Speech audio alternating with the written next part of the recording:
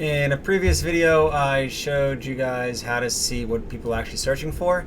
So you can click on a keyword under your keywords, click on search terms, and you'll see all the words that this word matched to. If you undo that, you'll see all the searches for all the words, and I would advise you to go to all time. Again, this is a sample account, and what you'll see is Google's going to match me a lot of things that are not relevant. So when you see something that you spend $2 and double click, it's a type of network that's nothing to do with me. So what you want to do is once you identify it, it gives you an idea what's not relevant. Then you're going to go ahead and add that as a negative keyword. Double click, but you're also going to add the word double click as a phrase. Okay?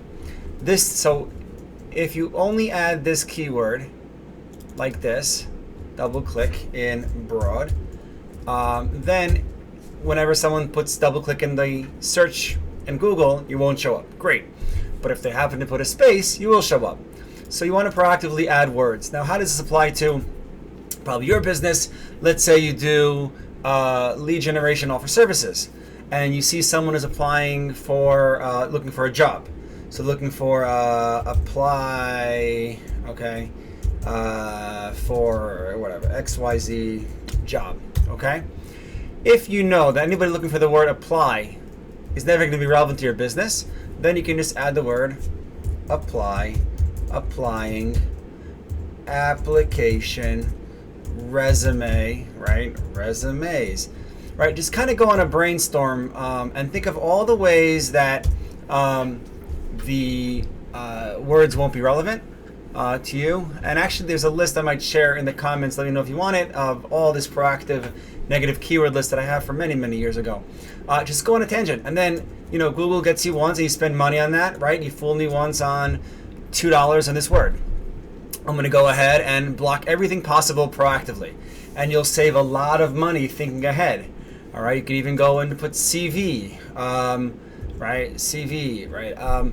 If you see someone's looking to look for, let's say you're in e-commerce, and someone looks for, like, used, I don't know, teddy bear. Okay, so you say, anything used will not be relevant. So I'll put the word used. Heck, put the word use. No harm, no foul. And maybe look at like eBay, right? Or Craigslist. Craigslist. And then you put Craigslist like this. And again, all there's going to be in broad. You also want to put this word Craigslist in this. It's a little more work, but you're just being proactive about it. Now, negative keywords are also very dangerous, okay? So, because if you block it forever. You can Google how to add a negative keyword list. If you can't find it, let me know in the comments, and I'll show you the link or give you the link.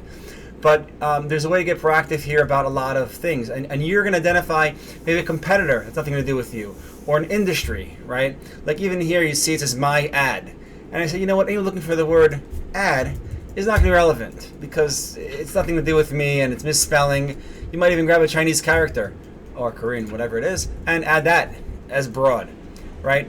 And every time you add that, skill shop, right? I'll add that like this, and I'll add it like this in case someone puts it separately, and I'll make sure it's phrase, okay? So by just taking a few more minutes to brainstorm, you're going to proactively block a lot of different things that show up in your account. One last type is if you show for ads. Again, Google's trying to match you to everything that's not relevant. So to do is also something called exact match, and you're saying if someone looks for the word exactly like that, don't show my ad, right? So someone went on google.com, put in ads, and Google showed my ad. Not relevant to what I do. You might want to add proactively the word ad. Great.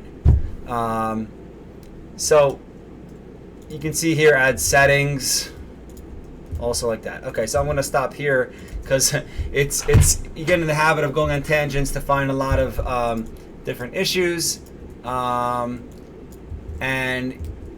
you're able to save a lot of money by just being proactive and thinking ahead and applying it to your business. So I hope this helped, and let me know if you have any questions or you want that list, and I'll get it to you in the comment section.